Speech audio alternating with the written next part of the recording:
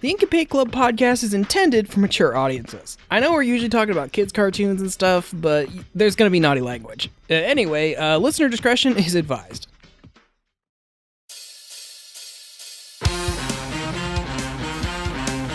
You're listening to the Ink and Paint Club podcast, a proud member of the Geekly Grind Podcast Network.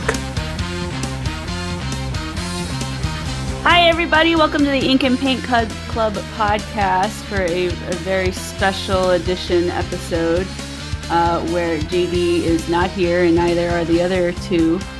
But instead, you have me, Melanie, which is JD's wife, and my best friend, Sage. Oh.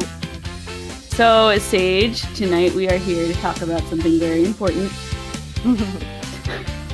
We are here to talk about the new Fruits Basket anime that just finished. Yeah. So, yeah, like a couple weeks ago, I think it was. It wasn't too long ago. A month ago. It ended too soon, though. Yes. Too short, too soon. There's never enough Fruits Basket to go around. Yes. Well, I think we've been interested in this story for maybe 15 years now, right? I know. Yeah, I was trying to do the math in my head. Because like middle school, so like 12 years old. Was it that early? I guess it did come out that early. I mean, I think, yeah. The first anime, I know I saw it when I was like in 7th grade. Then yeah, it must have been that early. I started just speaking for myself, I think I discovered the comic book, the manga, when I was in early high school, so I had to have been around 14 or so. That's when I remember really getting into it. I'm sure it was around before I discovered it by a few years. I was introduced to the anime before the manga. And I don't think I read the manga until I met you and you let me borrow them. Yes. So I didn't really have much to go off of. Watched the original anime. The original anime, yeah, which is very different from both the manga and the new release anime that just finished. Yeah, I was rewatching the super old one the other day. Because I was watching it. I know, because I was watching it with a friend. Because ferocious. Yeah, because this friend has only seen the new one. He's never. So I was like, "Oh well, let's. You gotta see this." And he was like, struggled to get. Watching? Yeah, he was struggled to get through the. I'm really hateful about the original anime. I don't have no love for it. I read the books first, I read the manga first, and then I sat down and watched this anime, the original one that came out in the early 2000s, and I was just like, what on earth am I watching? This is so just funny. Not real. I don't think it was until high school that I finished the anime, because I somehow had gotten, like, a friend of a friend of a friend or whatever had this, like, DVD sample that I guess Funimation would release, like, just like 1 or 2 episodes of a new anime just to kind of like introduce it. Okay. So that's what I had access to, was just like the first few episodes of Fruits Basket on this DVD thing. So it wasn't until high school that I actually like went and finished the anime, and yeah, it was bad. Yeah, it's bad. It was bad. And at that point, I had finished the manga, and so at that point, I was like, "Yay!" Yes. So I guess like the point is that I was very grateful when they started to come out with anime that was closer to what the books are like, and of course, it's not going to be exactly the same, but so let's a lot of choices. Yeah, let's back up a little bit and just do a quick recap of what Fruits Basket is. Indeed, good idea. Just in case. Sure. So Fruits Basket is an anime, and it came out forever ago, as we discussed.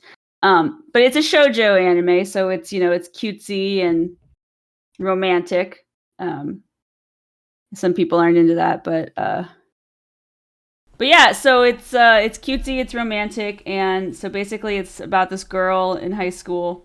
And she's like your really standard anime main character girl. you know, Indeed.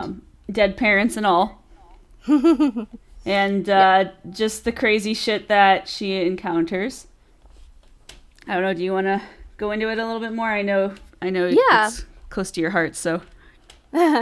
Yeah, well, the author of the illustrator and the writer of it is called, her last name is Takaya and her first name is Natsuki. And really, this is she's done other things, but this is certainly absolutely her most famous work. And it came out in Japan in the late 90s, early 2000s. I'm talking about the manga, the comic book. Came out in the late 90s, early 2000s, and got popular really fast. And yeah, like you said, Melanie, it's shoujo, so kind of aimed at young women, high school girls mostly. I mean, as usual, all the characters are in high school. Right. Romances and drama and a lot of, like, bad parenting. Yeah, so much bad parenting. And some supernatural aspects to it, right? So like the most famous aspect of it, which we need to talk about probably, Indeed. is the reference to zodiac, right? Which is a Chinese thing, but Japan is very much also invested in that. So like a animal for every year for 12 years, right? Yeah, well, they like having like just symbols for stuff, like they're just a very like cartoony country in regards to having like mascots for things. Yes, certainly. So I feel like that kind of falls in line with. Anyway, so our main character, girl Toru, and I'm sure I'm probably butchering these names, but she discovers that this family that in her school, these kids that she goes to school with, their family is cursed. In a very adorable curse where they cannot hug or physically be entwined with the opposite sex, or they will turn into an animal, but specifically the animals of the Chinese zodiac. Yeah, and every member of the family, or I shouldn't say 12 members of this family are cursed with a specific animal from the zodiac. So so there's not like everyone's just turning into random animals. Yeah, we've got a dog and a sheep and the rooster, which is actually a bird in this, probably because it's cuter. And, they're all very cute. Like they're all very dolled down. Like the dragon is a seahorse. Yeah, it's a seahorse. Which I feel like is a bit of a stretch, but whatever. Whatever, I guess. Well, and actually, in Japanese, seahorses is not seahorse. It's like a dragon thing, so it makes a little bit more sense. I guess they do say that in the subtitle. They say that in the dub though. They don't really. I don't think they explain it too well, but whatever. Anyway, but the main one of the main curse. So there's like a curse within the curse, and that is that one of the members turns into a cat. And the cat is not a member of the 12 original Chinese zodiac, even in real life. So, no, this is just what this author came up with as a fun drama twist thing. Makes sense because, when I was a kid going to Chinese restaurants, they give you the menus with all the... And I do remember always being like, why isn't there a cat? There's a dog. Why isn't there a cat? There's a dog and a mouse. There is not a cat. Yeah, why not cat? I don't know. Yeah. But Natsuki decided that she wanted a cat in her zodiac thing, so she made a cat character. So the reason we're talking about this anime now is because 2019 they started a brand new like reboot anime of the beloved manga, which was a really big deal for longtime fans because the original anime was really bad. Yes. Subjectively, I suppose. Bad. Like bad dubbing, bad animation, bad storytelling. I guess I shouldn't say bad animation. It was what it was at the time. It was at the time, and I guess I should mention that I think my understanding is that the manga was so popular that they rushed to get the anime going really fast, and they were in danger of finishing the anime before the manga, long before the manga would be over. So they didn't know how it would end, and thus why it is very different and why it stopped. A lot of anime companies do that, like with Full Metal Alchemist. Yeah, they did the original Full Metal Alchemist. They did that too. It's like they're so desperate to get a hold of the rights to it before anyone else does, and then they fuck it up. Yeah, and then they go too fast, and because for manga writing, it's much slower. So yeah.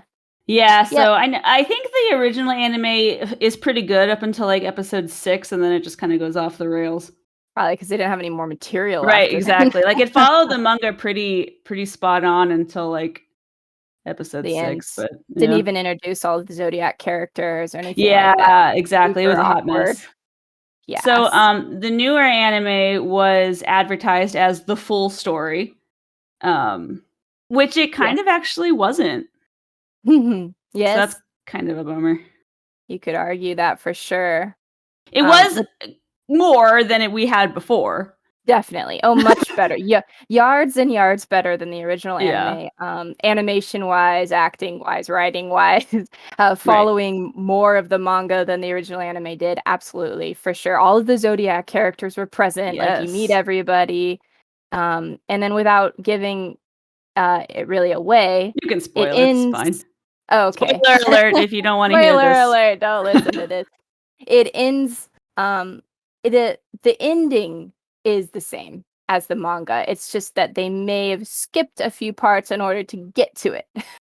Yeah, it's sort of like when you take a blanket and you just fold it in half. That's like what they did. Like the end is the same. I mean, that is what happens at the end of the manga, but like what happened to this part and this part. Yeah, so I felt And like the yeah. first 2 seasons were paced really well, and they really hit a lot of story arcs in the from the manga. And then the last season, and this could be because of COVID, I really don't know. But I like don't know. the first 2 seasons had like 25 episodes each, and then this last season only had I think like 11. Yeah, it was much shorter. Yeah, it just felt like they were gung ho to get to the finish line, which sucked. Yeah, I definitely got that feeling too. I haven't done any research on this. I don't know if it was because of COVID or funding or what, but it did feel really rushed. The last season felt really rushed. I don't know if it was. I'm gonna Google that, but I think one of the. So I don't know how you feel about like the first 2 seasons. I thought they were really well done. I think the music is really pretty. Yeah, soundtrack was really good.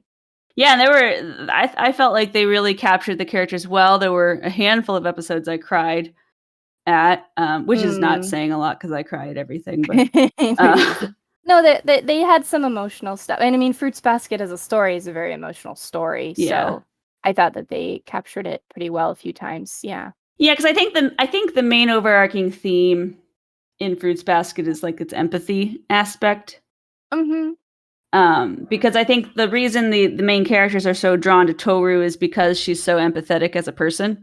Yeah, I definitely think that's a good argument. And well, she's just this genuinely nice, warm person. Yeah. And she's had her own troubles. Obviously, she lost both of her parents, and she's still like a kid, so that really sucks. But she's been able to persevere, and she still has friends, and she's just a nice person. Whereas all of the other main characters from this cursed family, the Soma family, by the way, it's the Soma family. They all have really messed up backgrounds, and they've had no childhood support trauma. and no warmth, or very few of them have like kind people in their lives. And so then she comes in like a breath of fresh air, probably for a lot of them. And they themselves are very self-degrading, like they think that they're disgusting and worthless, and then because they were raised to believe that, right. And she's literally like, oh, whatever, you guys are cute. I like you anyway. Yeah. So that's fun. And so I think for me, one of the biggest, I think one of the worst things they could have done to the show is how they handled Toru's transition from her feelings for Kyo, which is the cat. So I know in the manga, in the manga they spend a long time, and they start really showing it around the beach arc. So that's really how early on they kind of start to show it. Kyo really acknowledges that he cares about her, and more than just like a friend or, and Toru sort of is realizing, that her mom really is gone, and she's trying so hard to hold on to her. And so she's still grieving, right. Well, I was doing the math in my head, and I think it had only been like 6 months or some shit between when I her thought it mom was like a dies. year, but still, it's very short. It's not that long ago. Because she celebrates the 1-year anniversary with Yuki and Kyo. The New Year's. Yeah, she does. And No, her mom's 1-year death anniversary. You're right. That's true. They go to the grave. So it's like not that long. It was kind of early on in the story though, wasn't it? Yeah. When they went and did holds that. her shit together really well though, to be honest. Still, I mean, honestly, even just arguing like less than a year since your mother was killed in a horrible car accident and you're completely alone. and it's not like we're talking like they were like both like older and individuals, like not like Toru was off, married, and had kids, and then she found out her mom died. This was like she was in high school living with her mom. Was 16, living with her mom, and then her mom suddenly died in a horrible accident, and she had to go move in with her father's father, her grandfather, on her dad's side, right? And he was kind enough, but they weren't very close, or at least you didn't get the sense that she was very close with that side of the family. So, and there's lots of reasons why, I guess you could. Yeah, I feel like a lot of people so like this is where I felt like the anime separated the manga readers versus just anime people, is that in the manga, I think it does a really good job expressing how much Toru loved her mom. And then when she starts developing feelings for Catboy, yes. she's really struggling with the fact that someone else is kind of number one in her for her love.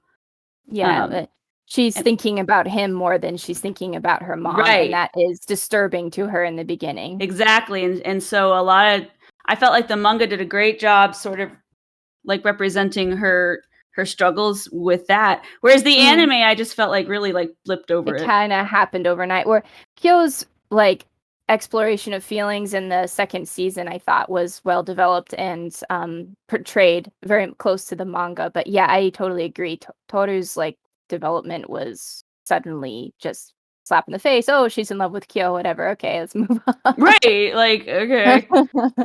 yeah, like, I mean, I feel like all the characters really have had a lot of time spent on them and their past, and then Toru we were just supposed to like sort of accept, like, okay, whatever.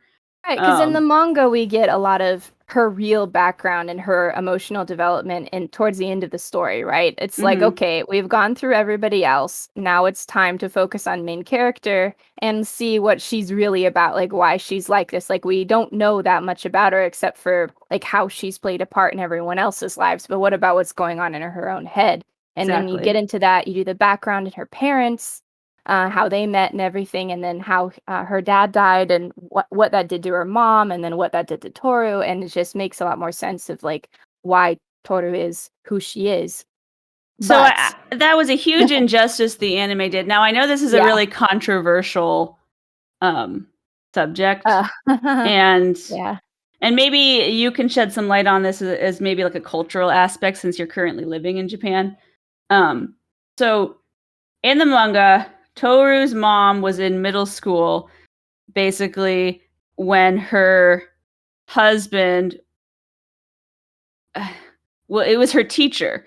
So it was a middle school teacher and his student, and they basically got married and eloped.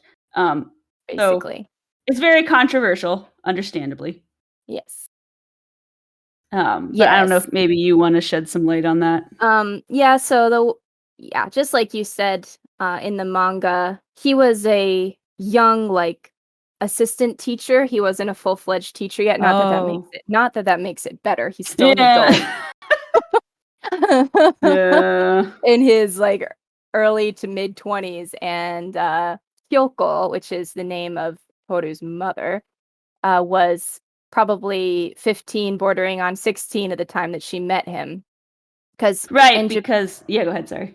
No, it's in Japan, junior, if you don't know, junior high school is 3 years, usually from like 12 to 15, and high school is also 3 years, like 16 to 18 years old. So she wasn't like, when I think of like 12, junior high school in America, I think of, like 12, 13-year-old kids. Yeah, but so she was in her third year of a teenager, a full-on teenager, looking like a woman and everything like that. But it still isn't right. She's still a minor. Yeah, it's still not like she's not great.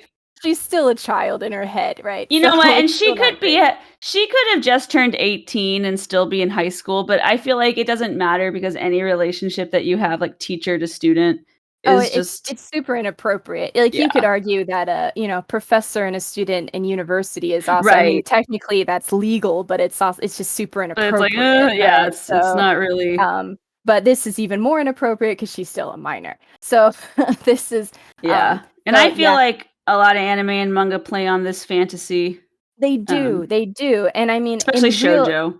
in real life, of course, this isn't acceptable. There's laws against it in Japan too. Yeah. Like, it's not like people are eloping with their teachers all the time Right. here. It's definitely frowned upon. But um but for some reason there is this like vein in mainstream, like, yeah, shoujo anime and manga of high school, junior high school aged girls eloping or like having crushes on their young male teachers, and it's totally a thing. It's like, um, and it's creepy. Like, on Like, you on know one, what? Listen, I can understand like just having like a general little hee hee crush on your like male teachers, you know, I right. get that cuz It's like not it's not the teenager's fault if they have a right. crush on a young, handsome male teacher. It Right, cuz happens. you're Hormones hormonal and are shit, there, yeah. right? But it becomes a problem when the teacher reciprocates, Correct, right? because the So, teacher should know better whereas yeah, hormones don't know better. Um right. anyway, we're So getting totally we're off topic. getting But off topic on a whole thing. But the point is, right, is that they skipped that whole yes, they arc. Like, they didn't talk completely about Kyoko at all. They didn't talk about Toru's parents at all. They completely skipped over it. yeah. Now, I know they're coming out with a special Mm, I I don't heard know, about that too. maybe later this year or next year. I have But no yeah, idea when. it's basically a separate, like, is it OVA? Is that the term? I think so, yeah. Um, it's just a separate little movie, little special, and it is going to be that story. It is going to be about Mhm. her parents. Yes. But that just makes me wonder, like, why? Like, what? I don't know. Is it I have no because it's idea. controversial? I doubt it because they still did, like, Uo-chan, Utani, Yeah, and, yeah, ugh. yeah, and she's still in high school, and I don't Yeah. know why they skipped Toru's parents' arc. Maybe, I mean, and that leads me to believe that it was like a time thing, like you know what I Yeah, mean? yeah, yeah, yeah. Um, and maybe this is just how they're it just sucks, I think, because I feel like overall Toru's mom, Kyoko, was this character that we'd known since episode 1, and she was just always like a present character even though she was dead. Um, 'Cause she's and present through Toru's perspective. right, Yeah. and she was always a mystery, you know, because like to the reader or to the viewer, you know, we're always like, oh, and Tori was always talking about her mom and this, that, and the other. Um, and then we Her don't really picture is get to always know her. there. Yeah, Yeah. exactly. And then so I feel like that sucked in the new Yeah, we got anime. a little bit of background on Kyoko with, Uotani's arc, Yeah, and which then which was, yeah, I'm just trying to think of all the times that we actually saw her in person, like, well, because alive. you know, I'm trying to And yeah, then life. Kyo's when he was a kid, talking with her, that Right. happened a little bit, and also Yuki running into her when she's crying when Toru's gotten lost, Yeah. And and the a lot of very that very shit end. I do think it's really sweet, and I think it's a very good, clean story that we see, okay, all these characters have interacted, and so we see how Kyoko's mom has impacted these characters. These people, yeah. But purely as a human being standpoint, I'm like, "Oh, come the fuck on." Like, there is no Yes. way these children whatever, you know what I mean? Like, it's just too convenient. It's just way too Well, convenient. it was Like kind of like, what's the word? Sanctifying her, like she was, like, too, like, not human almost like mm, she was just like this over the way the new anime portrayed her is that that's a good point, she yeah. was kind of like this almost like godlike character who had Omniscient. positive influence on all these people's lives, Oh. and especially Toru's, and then, and now she's dead, and because she's dead, you can forever hold her in this like kind of pedestal. That But is a good how point. the manga did it was I think they did that too. They kind of put her up on a pedestal, but you could argue from Toru's perspective, her mom is on a pedestal, Yeah, and that's true. Toru did, yeah. but then from the reader's perspective, it's not from Toru's perspective anymore. From the reader's perspective, you just go into Kyoko's life as a junior high student and what like all of the bad shit she was involved in. Right. And you her see horrible home life, and she's humanized. Yeah. that's a really good point because I never thought about it like that. But you are right. They really do hold her to this really high pedestal. Like she's really like this just godly, angelic thing. And then, yeah, her backstory humanizes her. And we learn that she's just a human and she's just trying to do the best that she can. Mm-hmm. She has feelings and fears and a bad home life and everything like that, and then she overcame all of that for her daughter, right? And I think is so beautiful because I mean it really just like I feel like that's another just really theme of Fruits Basket is just like this being able to like move forward, yeah. I think you could argue that's a theme, is you being like, we all have our baggage, we all have our sad memories, but we can move on and we can still love and we can still find compassion for others, and it's a nice message. Yeah. So I mean that sucked. But hopefully this special will be good. And the OVA. Yeah. So another thing that really we lost out on was the relationship with Yuki, who is the rat in the Zodiac, and then his romantic partner, Machi, who's a regular human. Who's not part of the Soma family at all. Yeah, she's like the only one, right? Because like everyone is like incestuous, like yeah, we imagine that all of the Somas are from the same family, but it's so big, like it's a huge family made up of hundreds of people, so we don't know like actually. But you know what? That's like saying you go to a family reunion, right? And you don't necessarily know how you're related to people, but then you go hook up anyway. Like, ew. You know what I'm saying? I guess. I don't know, anyway. Yeah, they don't ever go into that in the manga or anime of like how people are related and why they're all Soma. Yeah. Right. But it's a huge family. Like there's hundreds of people like involved in the Soma family. So Machi is really fucked up, and I totally think she's a cutter, but we obviously it's not canon, but they never see that. You never see that. Can't you see that though? Like, can't you see her like? Yeah, she's so fucking like very depressed. Yeah, overly anal, stressed OCD. kid. Yeah. Like doesn't like perfection. So I too much pressure from her parents to be perfect. Which I feel like is kind of a Japanese theme to some extent. Right? Yeah. I don't know. Not to be racist. But no. Anyway, so Yuki also is like the world's most depressed character ever. And 100% gay. Boy. Yeah. 100% gay. Melanie's theory. My theory. Yeah. My theory is that he and his student council friend, I can never remember his name. Oh yeah, I forget his name too. It starts with a K, but there's too many K names in this story. Is it Kakeru? Let me look it up. But anyway, I totally thought they were perfect for each other, but alas, they both have girlfriends in the end. So Yuki. So in the manga, I feel like they spread that out really well. His relationship with her and just kind of how they bloomed into each other, you could say, and helped each other. But in the anime, it was literally just like, oh hey, what's up? You're cute. Like, yeah, they did. I do feel like they really glossed over that, which is such a bummer because I don't know. I liked.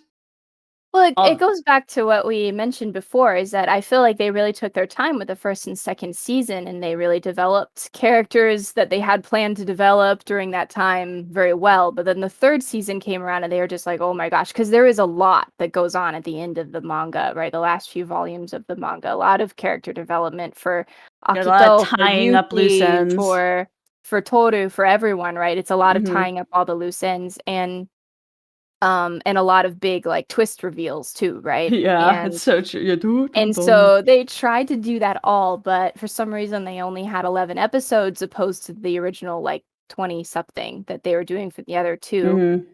And they just couldn't do it all. They just couldn't. They had to pick and choose probably what they were going to develop and what they weren't. Which really is And a bummer, because I feel like this anime actually did really well for like ratings wise and stuff. I feel like, I don't know where I saw it, but it was like it's like the first shoujo in history or something to be so highly rated. Where did I see that? I don't remember. I don't remember seeing anything, but I wouldn't be surprised if that's true because it is extremely popular, and shoujo usually doesn't get a lot of love. Yeah, so it's like compared it to, like, I don't even know what's on right now, like fucking, I don't know, is Naruto still on? But like comparing it, yeah, but like comparing it to all the more actiony anime that are out right now that usually do better, Fruits Basket really fucking held its own in the ratings and was exceptionally popular.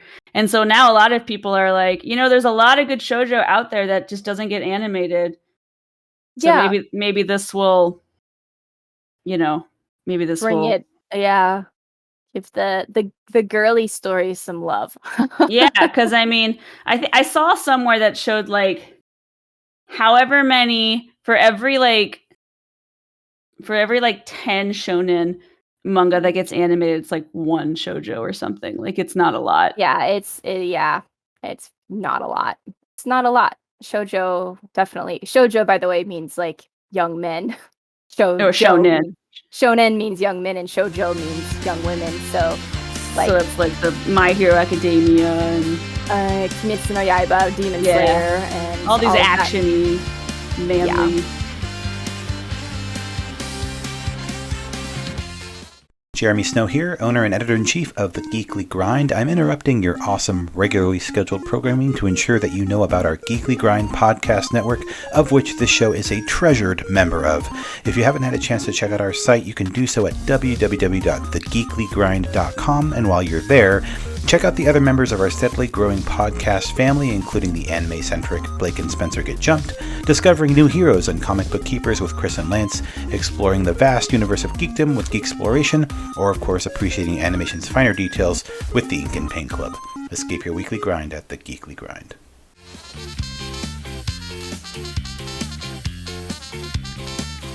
Which, like, fine, whatever, I like them, okay, but honestly, truly, like, slice of life shoujo-y stuff is my fucking jam. Like, I just like calm, peaceful. They call it like healing anime. It has like a term now.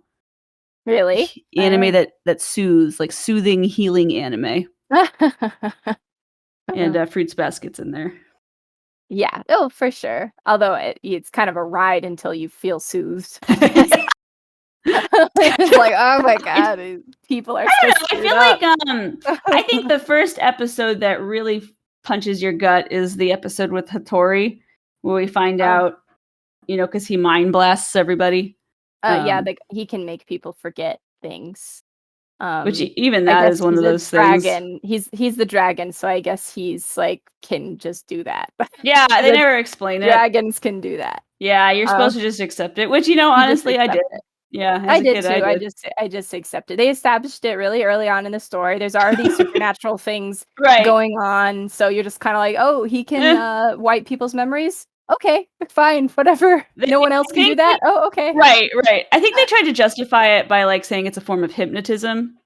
Yeah, something like that. But like nobody else has it. Yeah, like nobody else has magical powers. Like whatever. No, I don't think so. Not that I can remember. Yeah. Except for maybe you could argue that Akito has like, she can't really do like anything physically, I guess, but she's got this like ridiculous power manipulation moves on all of them. Now that's a good argument. Is like, do you supernatural? So the manga or anime is very like clear and obvious with showing that, hey, this is a physical bond. But Yeah. but do you think it's more like metaphorical bond, like because of trauma and abuse or something, or do you think there actually is like a magical bonding? I think if you were to ask the author, she'd probably say that there's a supernatural bond connecting all of them. It's a curse, right? Yeah. So, but you could argue that if you take a step back, right, and think about what the story represents, what it's supposed to be symbolizing about real life, because all stories do that to some extent, right? Is probably a just. I mean, you could probably come up with all sorts of connections and like what it could symbolize, but yeah, if you've got a old wealthy family that has been building up for a really really long time and they have expectations and um uh you could just a lot of abuse and cycles of abuse from generation to generation, and breaking out of that is just seemingly impossible because they've built like a world around themselves. You could argue Yeah. that that's definitely been a thing that's happened in history. So My question is why is it only in this family? Like, you know what I'm saying? Like, mm, why isn't it just like people just all over the world? You know what I'm saying? Like some guy in America wakes up one day and he's like, "Oh, I'm a fucking rabbit" or some shit. Like why does it have to be why is it only the stitched? Soma family? Yeah, to the Soma family. Because it Yeah, they doesn't seem like never go into that. It's right. just the only thing you know about the background of the curse, right, is that they go to God in quotes, Right. which is the guy with the awesome robes and hair. Hell yeah. And you never really quite see his face. And all of the animals come to him and they have got the banquet and everything like that. And then they slowly one by one begin to die. But before they all die, God makes them all drink this special medicine or whatever that'll make them be reincarnated, reborn, basically, right? But And you could so they can argue stay that together. right. And they're all different animal species. They're not related by Mhm. blood in any way. So you could argue No, that anyone can be reincarnated like anywhere at any time. I know they never explain like why they were like able to stay together, why they're all in one And family, why they're in Japan. Like none of that is ever. it's probably just plot convenience. And because that way, because it makes it seem like it's hereditary and not magical. You know what I'm saying? Yeah, I suppose so. But they were not human in the beginning, so like why did they even attach to people? Right. And how'd they go from China to Japan? Assuming that they were in China in the original at all. Yeah, Like I'm thinking I have way no too into idea. it, but You're thinking very deeply into but this. this is I what I don't even do. the This is author even did that. this is what I know. The author has said that she's never given none of the characters have birthdays. Yeah, I What the noticed fuck? that. And I only Yeah. noticed that because you know how like when you're reading like fucking anything, they're like, I'm so and so. This is my blood type. I'm a Capricorn or whatever. And it's like information overload, and you're like, why? But a fruits basket, they don't even have birthdays. They don't. You have no idea like when in the year any of them are born. The heck? I hate that. I want to know when Kyo was born. I know, well, because nobody celebrates a birthday in that show, and I feel No. like Toru would really go out of her way to celebrate birthdays. No, they just do they do New Year's and that's it. Yeah, and Valentine's Day. Oh yeah, I forgot about that. Yeah, they do some holidays then. And then they Yeah. do like what they do in school, like for the festivals, and they have the classic school festival time Yeah. with the play, You love it. Good times. the loving play time, and graduation and stuff like that. But So as a fan, long-term fan, so yeah, I was trying to do the math in my head. It's been like 15 years, maybe longer. yeah. Were you satisfied with the anime? No. I mean, I like we said before, it's 1,000 times better than the original anime that came out in the early 2000s. Mhm. Absolutely approved compared to that. And but I guess I'm also when I've read the book first and when I really liked the book, I'm just a little too critical, I guess, of any sort of anime or movie version of said book. So it's hard to satisfy me, Yeah. I guess. But I also, more than that, I feel that how do I put this? Even though it was a manga, so there's pictures involved Mhm. and the comic, obviously, but Well, even though it was a manga, I feel like there manga. Oh, I'm sorry. Go ahead. no, I mean, even in those pictures, you still can kind of imagine your own pace of things, imagine Mm. your own voices for things, imagine because you're Mhm. reading it, right? And then when the anime comes or the movie or whatever, then if it doesn't match up with what you had in your head, it can be a little bit discerning and you got to That's just kind of true. get over it. Now you read a lot more than I do. I'm usually the kind of person where if I watch it first and then I like what I see, then I go backwards and I read it. Yeah, well, it is much faster, and I have done that before, but in a lot of cases, yeah, I read the manga first. That's just what when I was a teenager and I was going through my big manga anime phase the most, like Mhm. it was easier for me to get my hands on manga than it was to watch anime because I didn't Mhm. like it was before YouTube and And see, that's interesting streaming because services. I feel like it was the exact opposite for me because I had cable TV. Yeah, So I did not. So I yeah, didn't so have Adult whatever. Swim or anything Right. like that. Yeah, and every Saturday was when they would play anime, and so You'd whatever be introduced to anime. stories that way. Exactly. So whatever anime I saw on TV and I liked, then I would find the manga. But I think also a lot of times the manga, because back in our day, back in our day, it wasn't that big of a thing as it is now. Like now, it's a huge enterprise. But I feel like a lot of manga wasn't serialized in the United States unless an anime did well, and then they brought the manga over. I think that was usually the case. I think there were some exceptions, Yeah. probably depending on how big the publishing company was and how well whatever was doing in Japan. But I think for the most part, that's true. So, definitely in the case of Fruits Basket and also other extremely popular stories in the early 2000s, like Inuyasha, Rurouni came out, Kenshin. and Naruto, Rurouni Yeah. Kenshin. Because I remember watching Rurouni Kenshin, and at that the anime is already really far, and then I remember Yeah, it going to the started in the bookstore, 90s. Yeah, right? And then I Rurouni remember going to the Kenshin, yeah. bookstore, and there would only be one volume out, and they'd be like next volume in 3 months or whatever, because they Like, were just excuse me. right, because they were Translating it. just getting around to it. Yeah. Yeah. Um, But yeah, that's true, and it was starting to be popular, obviously, because most bookstores had manga, and quite a decent selection. I remember nothing compared to here, by the way. This is going a little bit off topic, but I just have to say, one of the big culture shock moments of moving to Japan was coming to a normal, like, average bookstore and just yeah, having, like, half of the bloody bookstore that's be purely hilarious. just manga. Oh my god! And they sell for peanuts there.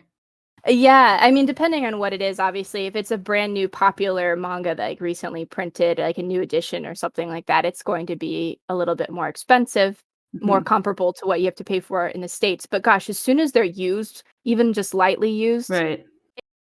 $1, $2 for a I want manga. to Of say course, you it's brought me yeah. something, and it was like 3 yen or some shit. Oh gosh, 3 yen is unusually cheap, but that's like Really? 3 cents. That's like 3 cents. It was probably like more like a dollar, Maybe like 300 100 yen. yen Yeah, or maybe 300 yen would be 300 like yen. $3. Yeah, so that was probably more likely what it was. Right. But yeah, there's just so much here. It's just so much to consume, and I'm It's overwhelmed. overload. It's overload. So yeah, I just had to say that real quick. Yeah. I think one of the things with the Fruits Basket manga is that it's so personal. Yes. It's like when you read a manga, you're like, okay, man, you can visualize someone had to draw on that page. Like you can really visualize the little touches, and then even like just little tiny character interactions that happened in the manga Yeah. makes such a huge difference with how a character develops. You know what I mean? Yeah. So Yeah, I, for I sure. feel like I feel like there were so many adorable little interactions between like Toru and Kyo that In the really, manga. Yeah. yeah, and that Yeah. really built, in my opinion, how much I shipped them. Well, and I mean, and I do understand, as I'm sure you do, that they're completely different mediums, and you Yeah. do different things with them. Like, I mean, the anime has soundtracks, and Yeah. good, like you have the option of voice actors and things like that, which can add more to it. So they both have a lot to bring to the table as far as how you can enjoy a story. And this new anime did do a really good job with a lot of things. Like we said before, the animation was really pretty and the soundtrack was really good. And they had a lot of the main elements that made the original story and the manga good. But yeah, there was if you particularly enjoyed the manga, like we did, with the little sweet intricacies of things, Yeah. then it won't be that experience because it's not a manga. Right. But and also, just a quick thing is that What a Toru's beautiful voice argument. bothers me. Toru's does? Yes. In Japanese? Yeah, I haven't That's watched funny. in English, so I don't know. I feel what it like I sounds never ever can watch an anime and the main character's voice doesn't annoy me. Like, I know there's just like the high pitched thing, like right. I feel if like you've side got- characters are way better voice, and then like the main characters are Yeah. just so over the top. I'm like, ah. Right, exactly. And, it's not my style. Like, a lot of people obviously really like that. They think it's cute and innocent sounding or whatever, but it's it just always just really gets on my nerves. I just kind of like tune her out a couple of times. Well, it was so funny. When I was watching it with my friend Josh, he was like, "Oh my god, Toru is like the poster child for battered wife syndrome." Like, he was like, "She's the kind of girl that'll get hit and then apologize for it or something." Like, I mean, I hope not, but right. But like, yeah, she yeah, and there's definitely arguments you could make about her overly innocent, overly kind sort of personality. You could just be like, don't let people walk all over you. That's not a good message to send to people. Toru's definitely a person that you could really easily take advantage of because she's so just like whatever. But it's funny because anyway. like sometimes when I watch an anime and there's a character like Toru, usually accompanied with humongous tits. Usually, not in this case. Fruits Basket is very peaceful regarding that. That's what I was gonna say. I feel like usually characters like Toru drive me fucking crazy, and I hate them. But they're just there for the male gaze. Exactly, like, and although shoujo usually does a good job of that because it's for women. Women That's don't true. usually want to see that. So that's true. But Toru always comes off as very genuine to me, very genuinely written. Yeah, she's a genuine person. She's not pretending to be innocent. Like, she just is. No, she just is. Exactly. So that's a good point to bring up. Oh, and I for anyone who might be listening that knows some Japanese, I do want to make a quick comment about her, the way she speaks. Yes. Please do. Like, I won't go into great detail because but this is an English channel, but just the way that she speaks is just ridiculous. And I mean, it's on purpose. So in Japanese, it's a hierarchical language, so you speak differently depending on how polite you're trying to be. Like, the language really changes when you're speaking to people above you. She speaks extremely politely. She speaks the way people speak when they're working in customer service and talking to customers. So she's like the cashier or like the lady at the department store. That's how she talks, like, all the time to her peers, and it's just really bizarre. Like, it's a really hard concept to understand in English. Yeah, it really is. So but if anyone's studying Japanese, you should watch it just to sort of if you have any kind of understanding of Japanese, you might catch some of the way she talks versus some of the way her peers talk. So Kyo, for example, talks like a typical teenage anime boy. Yeah. With the ore, which means I, and it's the extremely like masculine and extremely he speaks extremely rudely, like casually. It's not rude the way he speaks, like if he's speaking to peers, but if he was speaking to a teacher, or which he does, speak to teachers like Yeah. that. It's super rude when he does it. But ore in of itself as meaning I isn't necessarily rude. It's just if you use it with certain people. Yeah. And then oh my, he calls. So for you can say oh my, which means you. But it's again can be really rude depending on who you're talking to, and he just throws those words around all the time. Whereas Toru never ever uses those ways to address people. And so it's just really shocking. Like, so in real life, if a teenage girl spoke like that to her peers, everyone would think that she was extremely strange. I'm trying to even think of like a good, like I guess in America, you know, it would just be like really overly polite, like just like, thank you, oh, so very much, or something like that, you know? Yeah, I mean, that's probably as close as you can get. I can't really honestly just like English isn't a hierarchical language. Obviously, we can be more or less polite, but it's just using like pleases and thank yous and just being careful about like what Mr. you say. and Mrs. relies to like, everybody. Titles like that. Yeah, Mr. Mrs. President, like yeah, exactly.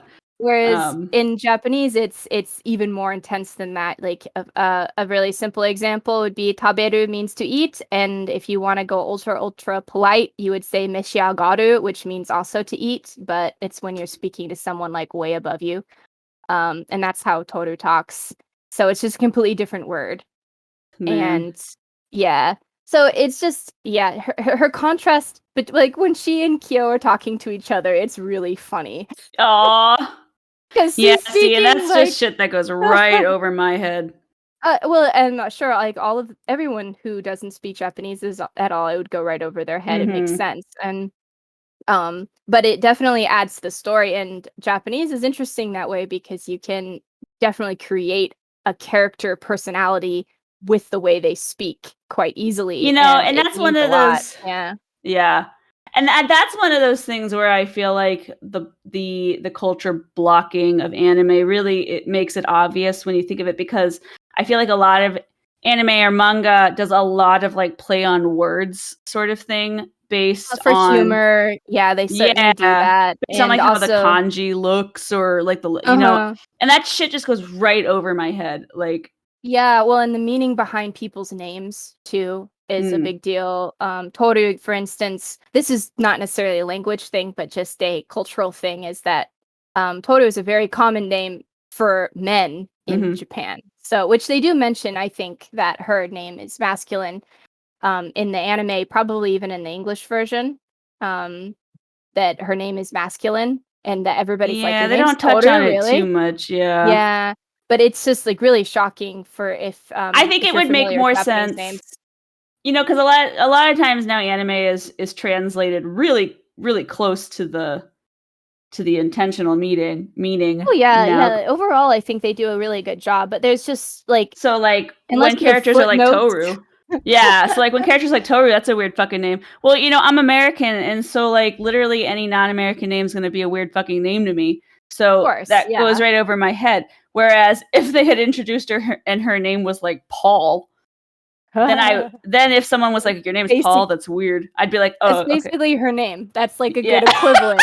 Hilarious.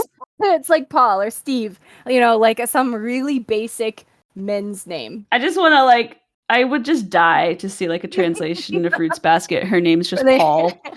Paul. Kill me. Oh, basically it though. That's hilarious. But anyway, I just wanted to make a quick like language / cultural note about that. We've talked about that a lot because it really is just like goes right over my head. Like that's cool though. But so I mean overall, I don't know. I don't know how long these usually are, but overall, I mean, I was really excited when it came out, and I mean, in third season pending, I thought it was pretty good. I mean, I certainly have gone back to rewatch it, like the first season, because it's fun going kind of back and seeing where everyone starts. Sure. And then, so I do think it's very pretty. A lot better done than the original one. Still a little disappointed with the ending, But, beggars can't be choosers, I guess. Yes. Should just be fucking grateful it exists at all. Yes, but I mean, talking to people, I guess if you've read and liked the manga, you will probably like this new anime if you haven't watched it already. You will likely notice and feel similarly to us, I assume. If you really like the manga, you'd be like, oh yeah, that is lacking or whatever. But this was really good and stuff like that. And I actually am curious to, maybe Melanie, you've met someone who has experienced it this way, where this new anime is their introduction to Fruits Basket. Yeah, they have no idea. Like, they've never read the manga, they've never watched the original anime, they've just, this is it. And I mean, for a lot of like teenagers and young people that were way too young or not even born yet when the manga was popular. Let me fucking tell you, nothing, I don't think I'm old, right? Nothing made me feel so fucking old than one of my middle schoolers being like, have you heard of this anime called Fruits Basket? Like, fucking, ow. Yes. Like, yes, I have heard of it, child, who didn't even exist when I read it. Like, I was your age when I first read it. Right, and I'm always like, you damn kids, when I was your age. It's like, anyway. I know it. But so a lot of those kids, yes, and this is their introduction. Yeah, and even friends. Yeah, people our age that just haven't, because I'm not gonna and I'm not gonna sugarcoat it. The art in the manga is kind of not good. Really, you don't think so? Oh my god, no! I should just send you some pages of like specific. Well, because I think I read somewhere that the artist was sick or something for a long period of time while she was making it. And so like the art's really bad. And so when they came to her wanting to make this new anime, she told them, please just redo everything, all new art style, everything, just completely redo it, because she hates looking back on her old art so bad. Oh, don't all artists do. True. I felt like the beginning of the manga was kind of like the eyes were too big. And it was kind of weird. And I thought the very end of the manga was too simplistic. Yes. Like, is that Toru? Like, I'd barely recognize they all look the same. I know. Like, there are sequences with Yuki and Machi, and I'm like, is that Toru? Like, they look the same. Who? Right. But I felt like in the middle, I thought was her best work. The middle of the whole story. So I guess, like, volumes 9 through 13 or something like that would be smack in the middle, because there's like 20 something volumes. Yeah, there are some fucking panels though where I am just like, oh my god, come on. What are you doing? I think specifically there's some panels from like the beach arc, and I'm just like, oh, this is so yeah, the painful. beach was not the best. I thought their trip to Kyoto was well animated, or excuse me, well illustrated, I thought. That's a cute scene. It's also one of my favorite scenes from the manga, and I thought that scene was done in the new anime too. Yeah. And I thought really cute. I thought it was good. I thought they did a decent job with it. Because that's when Toru starts to be like, ooh, my nethers. Yes, that's exactly how she thought about it. I saw this thing on, and this has nothing to do with anything, and maybe I should just not even bring it up. But I saw this thing. So and I usually don't give a shit when people will take fictional characters and give them like pronouns or apply sexualities to them or whatever. Like, fine, whatever makes you feel better. Like, I don't care. But someone put for Toru that she was like an asexual trans girl, and I was like, first of all, that bitch had 3 babies. Like, what? Yeah, I don't know. Sorry, that had nothing to do with anything, but I don't know why that was in my head. It just made me laugh. Like, that one specifically just really made me laugh. Like, usually someone can say that like Sonic the Hedgehog is trans, and I'm like, okay, whatever. But like, well, we're looking for representation when we just need legit representation. Right? Yeah. Like, don't. And I mean, yeah. Don't like make someone who obviously isn't representing a group represent that group, because they're not going to be a good representative. I know. I feel like that does more harm than good. Yeah. Exactly. But I just quick, I guess, regarding on that topic of identity and sexual orientation and stuff like that, is that there is no LGBTQ characters Right. really in Fruits Basket. They start And off. Some of them will start off LGBTQ, and oh, then like it's almost the monkey, well, but right. And they did a terrible job with that. Like, yeah, they didn't develop his character very well in the I thought that manga was or so the badly anime. done because it's like, okay, he's trans, like trans female, but then they're literally like, nah, it's just a costume. He just likes to dress up, like He just is a cross-dresser, like and he just like likes to wear- apologizes for it. Like, Yeah, he does. He I was feels like, guilty. yikes, Fruits Basket. Like, I know, but also not that this excuses it, but keep in mind it was written in the 90s. yeah, that's true. So, Although the cow is bisexual, right? Because he likes Yuki. yeah, but He still gets with a girl ultimately. yeah, like I also don't think that he's a good representation. I don't know if the author meant for him to like was thinking that he was bisexual when she wrote him either, because sometimes like the in Japan, sometimes characters will have relationships with same-sex people that seem kind of sexual, but it's not meant to be sexual, and Japanese audience doesn't take it as sexual. That's so confusing. Yeah, it is. It is. It's confusing, but I'm just starting to be able to see the difference. And Jeez. just recently in mainstream, obviously members of LGBTQ community have always been in Japan, but they're just recently have we seen some like mainstream media here in Japan that positively represents gay and lesbian and transgender individuals, and That's good. less so transgender, more so just kind of, I feel like Japan is at the stage America was in like 2010 or 2009, kind of Yeah, around that's what there, you where, said. They're like a decade behind. yeah, like a decade behind or whatever. So like, because I remember in the States how we started to see more and more Right. positive representations. Well, and it starts off as like a gay- joke, right? Like, yeah, well, it's definitely a joke, right? And then you start to see more like gay and lesbian people being like, represented. oh, LOL, Uncle Joe is gay. Like, haha, it's so funny. You know, Haha, like, he does love his pink socks. right? Exactly. Yeah, exactly. Like, oh boy, that crazy card. Yeah, but there's still I could see Cow, and I call him Cow, Haru. just Haru, because Yes. it's way easier to remember their name there. But Cow, he has stated that Yuki was his first love, and he's very flirtatious with Yuki throughout the series. But he does fall in love and ultimately stay with a woman. So I would argue that he's the only LGBTQ character.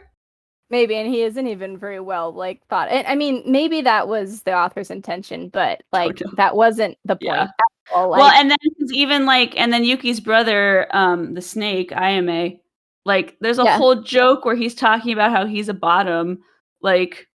Yeah. So I don't know, and but then he gets with the woman as well.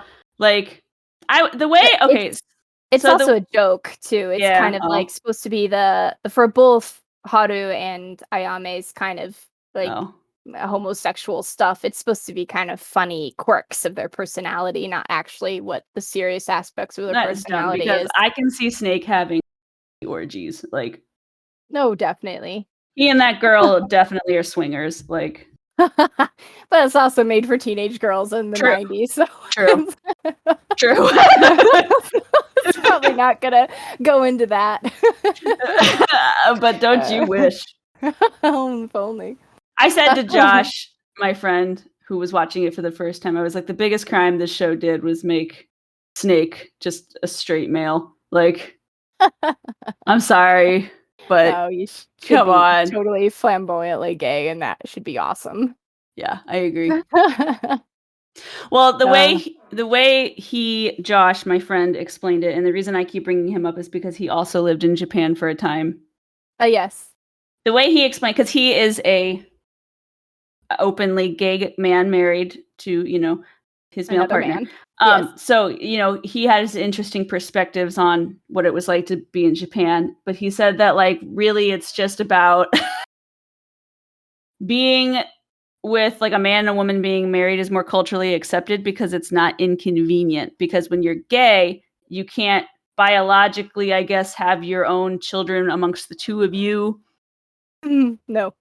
And that's an inconvenience, and you're by doing so impacting society by not spreading your seed or something. I mean, yeah, he's right. I've heard. I mean, I'm straight, and I have a partner, so this isn't a problem for me. But I've noticed and I've heard people say, and people have asked my opinion here, and Japanese people have asked my opinion on this issue here, and I've heard the same thing as you say, Josh explained, and that there's this kind of conservative line of, well, I guess during your free time, you can, consenting adults, whatever. But when it comes to the seriousness of marriage and having children, that kind of lifestyle doesn't fit into society, and you will never be accepted, and you're not contributing, right? So and this is getting really screwed up. Yeah, and so sorry, we're going into this. It's a fruit basket, but I mean, it is a thing, and it is slowly changing. I see the changes for the better, but it is slow, and it's not fair. Well, at least they're progressing somewhat. Yeah, it's progressing, but it's not like the Christian resistance that you get in the States. Thank God. It's a little bit different. I guess it's more of a resistance because it's just inconvenient. Yeah, well, and I mean, there is a kind of deep, serious anti kind of gay thing, but it's not tied up with God and hell at all. So it's just different. Refreshing though. Yeah, it's just as shameful to be hated. To be hated on a basis more than just religion. Like, that's a little refreshing, I guess. Like, that's creative, right? It's creative. It's original. More of like you're letting. It's a very like community-centered culture, right? So you're letting down your community, not necessarily just your individual immortality, I guess. Louise. Well, ultimately, okay then. So anyway, Fruits Basket didn't want to. Basket. I didn't want to go into that. I do truly think, though, there were characters written that I think could definitely be interpreted as LGBTQ representation. Anyway, I don't know where I'm going with that, but anyway, I think we've gone on longer than we need to. But I don't know how long Jamie usually records this. So let's we've been at it an hour and almost 10 minutes, so maybe we'll wrap it up. But yeah. I mean, ultimately, I recommend this anime. I think everyone who has any sort of interest in shoujo stuff would like it. And yeah, please watch Fruits Basket. Yeah. Well, thanks for joining us. I am Melanie. I am Sage. Yay. Okay. Bye. Goodbye. Thanks for listening. You can find all the links to our social media pages in the episode description. Follow us on Facebook and Twitter and join our Discord. You can listen to us wherever you get your podcasts. The Ink and Pink Club is happy to be part of the Geekly Grind Podcast Network. We'll see you next time.